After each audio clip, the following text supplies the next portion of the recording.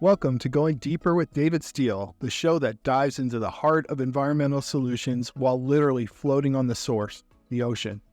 In just a few short minutes, we'll meet with the entrepreneurs and game changers that are making a difference in people's lives through the products and services they provide.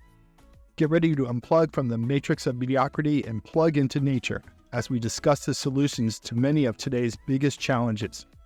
It's time to go deeper.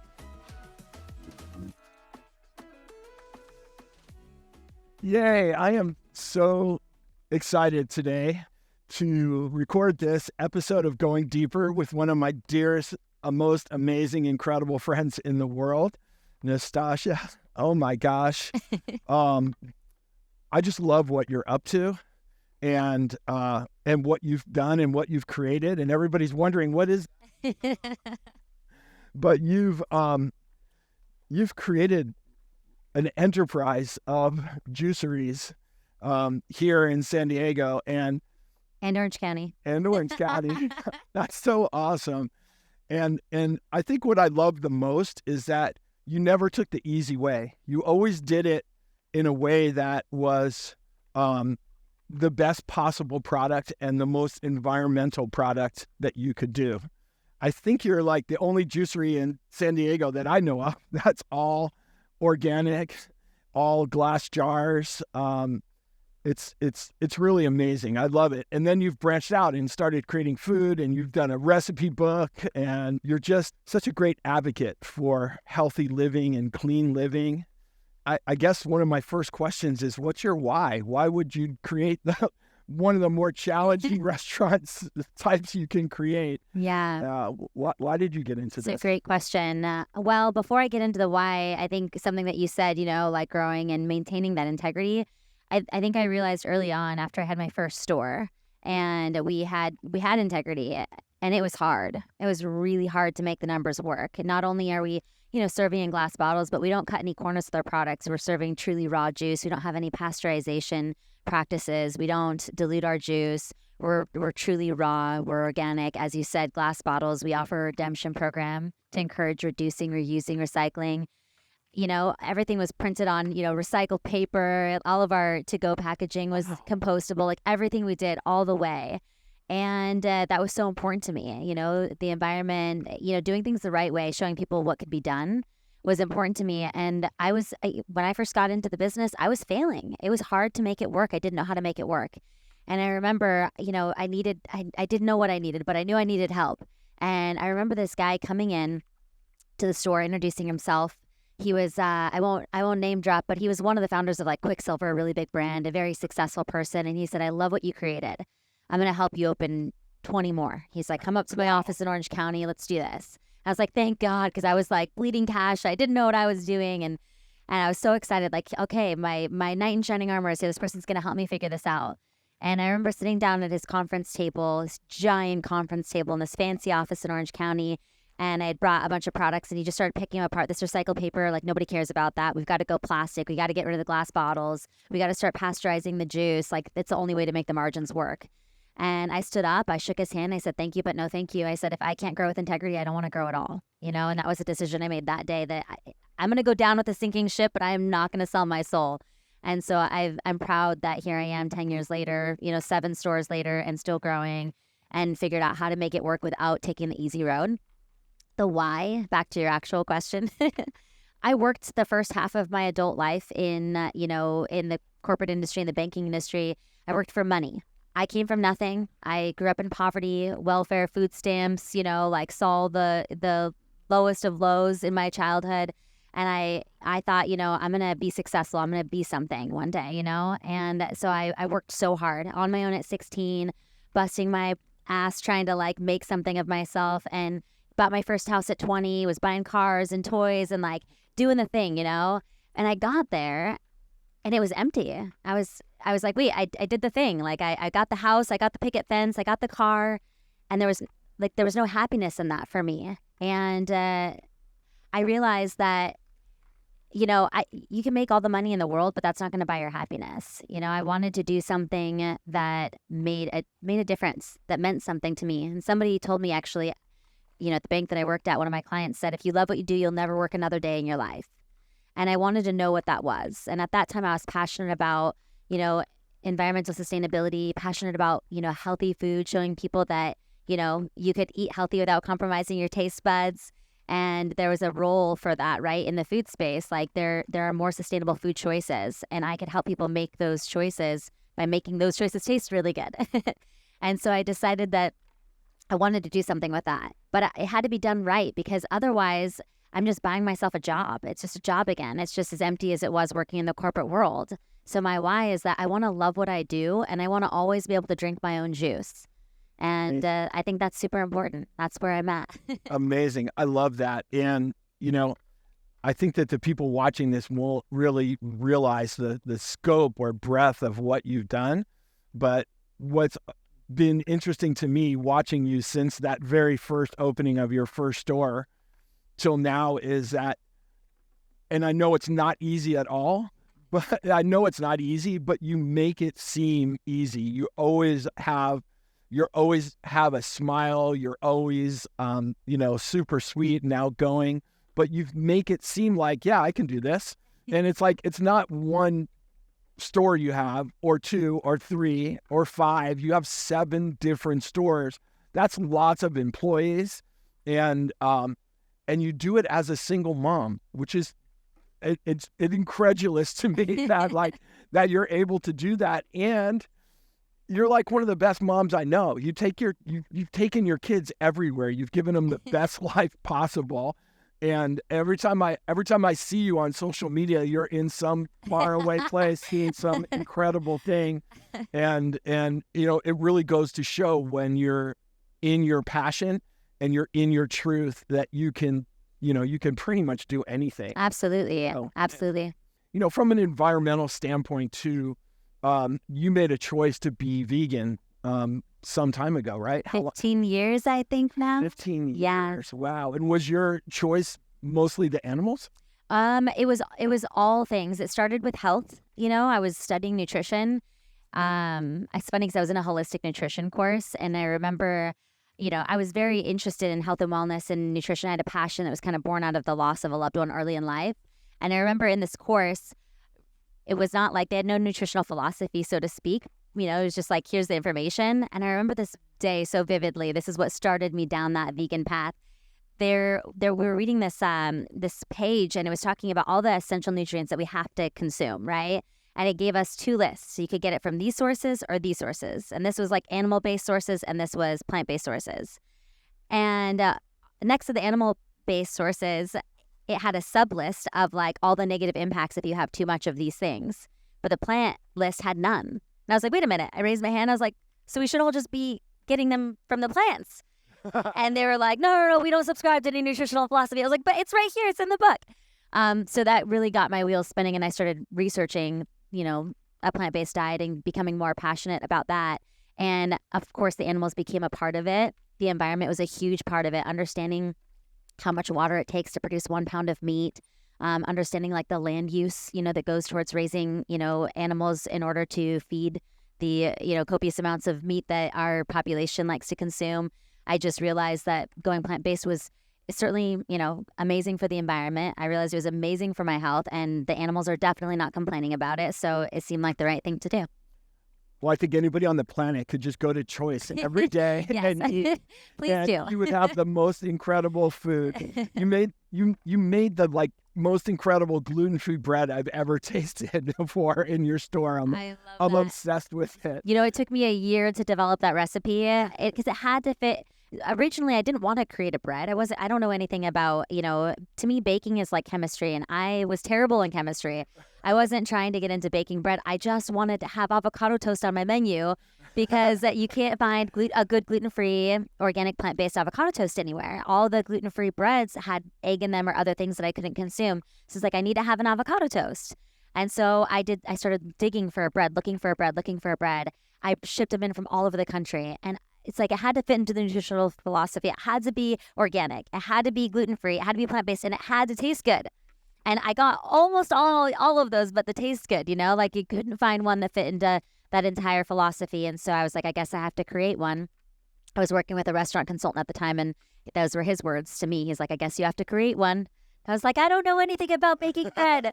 And so we did, but it took a year to develop the recipe, and I'm so proud of it. We actually just started shipping it nationally, which is kind of crazy. Because people come to, San Diego, Orange County, they visit our stores, they try this stuff, and then they go home and there's nothing like it at home. So as much as I can get to people, I try to. But yeah, that bread is really special, isn't it? Yeah. Yeah. I've had so much admiration for what you've done for so long. I remember during the COVID time, when my son got COVID, the first thing I did is called Nastasha, and I'm like, I need to get a couple gallons of juice. I'm bringing it to my son. I love that. I want to say it healed him. I can't say that for sure. I can't make any medical claims. Yes. But he definitely appreciated every ounce of it. Oh, I love that. Sure. I get those calls all the time. Nastasha, I need juice. I love that, when people when people see a green juice, they think of me. Or when they need juice, they think of me. I'm like, that's a wonderful legacy I've built for myself. When someone thinks of something healthy, they think of Nastasha. That's kind of cool. Well, you're such an example, I mean, I think your cookbook is amazing. I don't know who did the photography, but all of that, it's just beautiful. Thank you. A few different photographers worked on that, and some of those photos are mine, just iPhone photos. That's awesome. That's awesome. But you live a life and lead by example, and that's so exemplary. Just a couple weeks ago, yourself, my son, and your daughter did a house build in Mexico and helped a family of 5. To me, that was one of the most incredible experiences. I've been doing those house builds for a while, and I know you have as well. But that one was particularly rewarding. It was my son's birthday. I was with my son. You were with your daughter. And one thing I remember about it, and if you're listening and you don't know what we're talking about, we're in San Diego, and about an hour and a half from us is a town in Mexico where we go and build a home for a family that was essentially homeless or living in the dirt. And we built this home for a family of 5. And I was so taken back by their children. But then the last day when they made lunch for 40 of us, only one income earner, and he works in the strawberry fields all day long. That had to be such a big deal for them. It was incredible. Yeah. I think there was 30 of us. They made lunch. Was it pozole? What was it? It's something. Yeah. They made some incredible super 30 humans as a thank you. And like you said, I've done a lot of house builds, but that one, it was particularly special. And that family was so grateful, the tears that they cried in gratitude, how they worked alongside of us, how they tried to feed us and give what they could. It was such a beautiful experience. And then also I got to carpool down with you in Austin. You had your son, I had my daughter. It was such a beautiful experience. Yeah, that was really great. I just wish that we had a million more Nastashas out there, because you're such an example for people. Here's how you live healthy. Here's how you create a business. So many people struggle with not doing what their passion is. And, you found it, and what an example of making your work not work anymore. Yeah. Because, I've had many companies in the past and lots of employees, but, running 7 different restaurants and having employees show up, not show up, yes. be there all the time, when it's busy, when it's not, when it's raining, when it's this, incredible. And the other thing I noticed is that there's a real culture you established. I've never, ever once gone into any Choice Juicery where the people weren't super friendly, sweet, nice. So I don't know what you did there, but you should write a book on that as well. That's a good idea. Your people are great. It's really cool. Thank you. Yeah, I'm sure you've seen the shirts that we wear. They say choose happiness and be kind, and that's by design. I built the company with that ethos in mind. Choosing happiness, to me, I have had every reason to not be happy in life. I was dealt some very difficult cards, both in my childhood and even my early adult life. But to me, I think it was the Dalai Lama that said, pain is inevitable, but suffering is a choice. I've always had this mindset that despite what's happening to me, despite the storms that are raging, I can show up and I can choose how I respond to life. and that my circumstances don't have to define my happiness and my internal peace. And so I built Choice with that in mind. We actually have some like guidelines that we live by at Choice. We have something that's kind of cheesy, but I'll share it with you here. We call it the emotional moat, and we have it around every location. I meet every single new hire, and I coach every single new hire on this. You walk through that door, and whatever kind of a bad day you're having, you leave it at the door. Someone just cut you off on the way into work. You got in a fight with your mom or your dad or your boyfriend or your significant other, whatever's going on.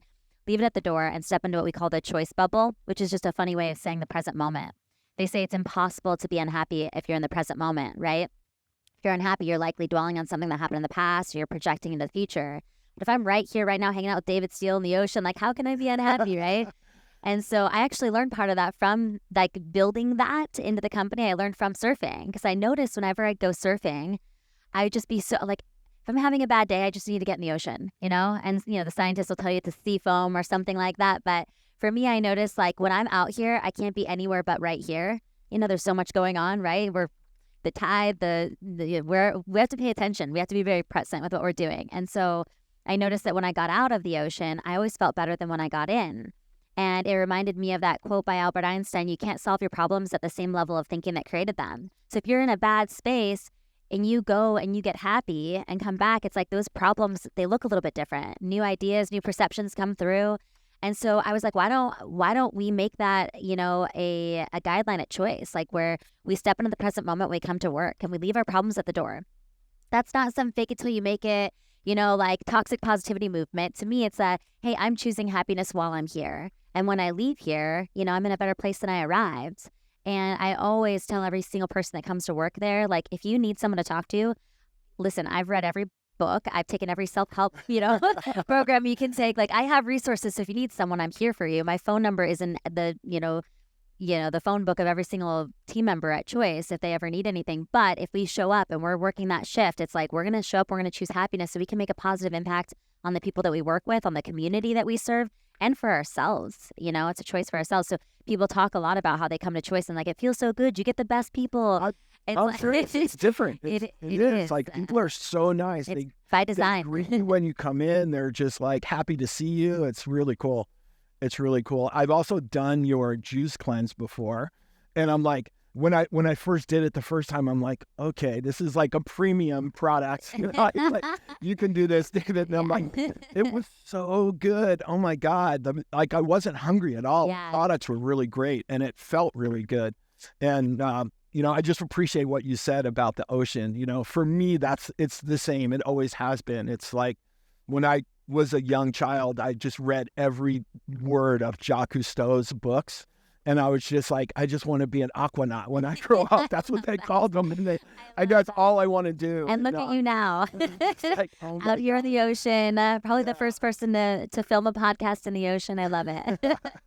Well, I'm so blessed and grateful to have you out here. And, the things you do for the community are amazing. And better yet, you're raising a new generation of children that have that always present, that sense of oneness, that sense of knowing source, that sense of being healthy. Your kids are amazing, and now, like, isn't your daughter in the business with you? She is. She's our district manager, which is so wild. She started off just working at the stores, and real quickly she jumped into managing, and then she was the most incredible manager we've ever, had, really, honestly, one of the most.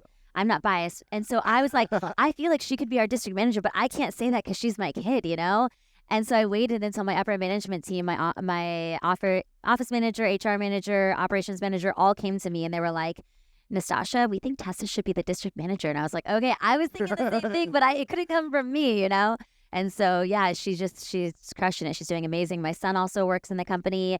He's still in high school, so he's just working in the kitchen right now, but he just does amazing. I just get raving reviews about him. Cora, anytime we're at the shop, she's like, can I work? I'm like, go for it. They hand her a bottle of cleaner and she goes to town. So you thought her definitely the 7-year-old child labor. She loves it. She's like, Mom, can I make a smoothie? Can I jump on? She loves it. So it's cute. It's like, it really does feel like a family business. That's really cool. I love that. I appreciate you so much and what you do and the example you create. And, I do think you need to, at some point, write another book about your philosophies on ethos and establishing that culture that you've done, because there's not a ton of companies that have it, I won't say what the company was, but I needed to get some work done on my car, and it was like they're like, we're going to need it for your car for several hours. So I'm like, okay. So I took an Uber home. My phone rang within 3 minutes. They're like, your car's done. And I'm like, okay, whatever. I'll be there this afternoon to pick it up. Yeah. And I'm like, and then I'm going to pay for it, and they're just like not smiling. They're not looking at me. Yeah. They're finishing whatever they're doing. Yes. And I'm like, there's nothing wrong. It was like, it wasn't a horrible experience in any way, but it wasn't a choice. It's your average experience. And I love that you said a choice experience, because we train on that. I always tell people, like, for me, like when I walk into a coffee shop and, someone's like, hey, how's it going? What are you up to today? I'm like, me? You want to know about me? Because I'm so used to just being a transaction. And I always say, we don't do transactions at Choice. We do interactions. No transactions. We're all about interactions. I'm going to use that. Do it. Well, it's going to be in the book. And so it does. It's like, people want to feel seen. They want to feel, they want you to look them in the eyes. They want you to smile. It's like the basic human needs. Like, think about when a baby's born, like the first thing the mother does, right? She like looks at the baby in the eyes, and she smiles at the baby, and she tends to the baby's needs. And I tell the team all the time, even if tending to their needs is like, hey, I'll be right with you, because you can't get to them right now. But like, then they know, they feel settled. Like, they're going to be with me in a minute. It's like basic human needs. It's our job to fulfill those for our guests that are supporting us and keeping our doors open. So that's what we train on. That's what we work towards always. I love it. I love your example. And you live a life that's way more environmental than most anybody I know, and it's like, you're not forcing it down people. You're just showing them, here's who I am, and here's how I can do it, and, maybe you're onto something with veganism, because you run 7 restaurants and are a single mom, and you're always smiling and finding time to surf and travel and do fun things. I know people are always like, how do you do it all? I'm like, it's my diet, I tell you. I'm like the Energizer Bunny. That's great. And then, it doesn't just extend there. It also extends to your home. You have an incredible farm garden here in Vista, growing your own food. And you were one of my very first solar customers. So, that's right. And you have solar powering your house and your electric vehicle. Like what, wow. Pretty cool. You do. Pretty cool. If everybody just came 10% of the way towards, we would be in a really great place. But anyway, thank you so much. I'm so pleased to have you out here in our place, our ocean here in Encinitas. And yeah, let's just keep it up, man. I think if I interview you again in a year, I wonder how many stores you'll have. I don't even think you try. I think it just happens to you. Like another store is opening. I'm like, what? Wait a minute. You had like 4 stores yesterday. I love it. Yeah, it's so cool. Yeah. Thank you so much. Thank you for having me. Okay. Last thing. Yes. Please tell people where they can find Choice. Yeah. Well, we have 6 locations in San Diego. We have 1 in Orange County.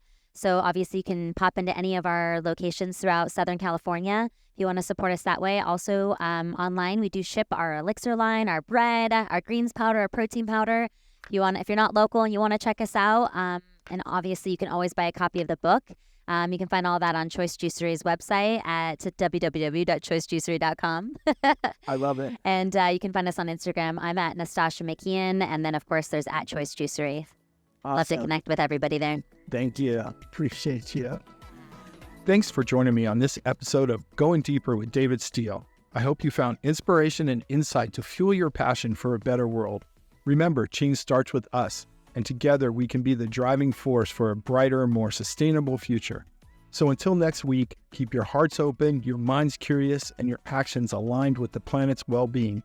Stay committed, stay conscious, and let's meet right back here next time for another deep dive into making a difference.